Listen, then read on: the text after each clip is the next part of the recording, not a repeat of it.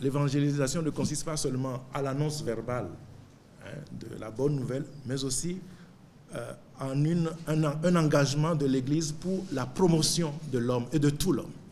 Il s'agit de remettre l'homme debout. L'homme qui est évangélisé, c'est un homme qui est situé dans un contexte socio-politique, économique. C'est un homme qui est contraint au développement aussi de son milieu, de son environnement. Et l'Église a à prendre en charge aussi cet homme-là.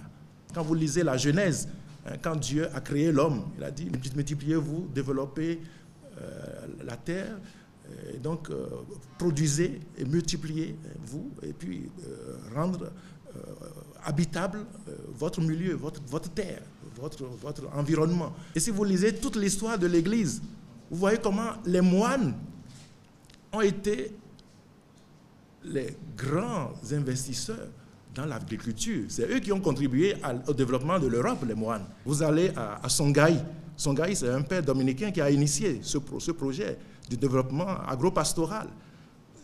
Et si vous voyez comment il a pu initier cela, comment utiliser les moyens de bord dont disposent les pauvres paysans pour pouvoir produire toujours plus sans rien perdre.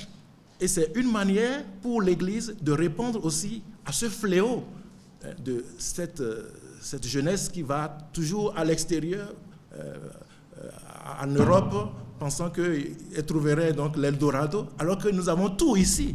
Notre jeunesse est en quête du travail, comme vous le savez, et elle peut fuir son pays, aller ailleurs, pensant qu'elle trouverait un Eldorado, mais qui n'existe nullement, alors que nous avons tout chez nous. Et donc, il y a besoin que nous puissions participer à cette foi pour découvrir vraiment nos richesses et être convaincus que nous avons des potentialités et que nous aussi, nous pouvons nous investir pour un plus grand développement de notre pays.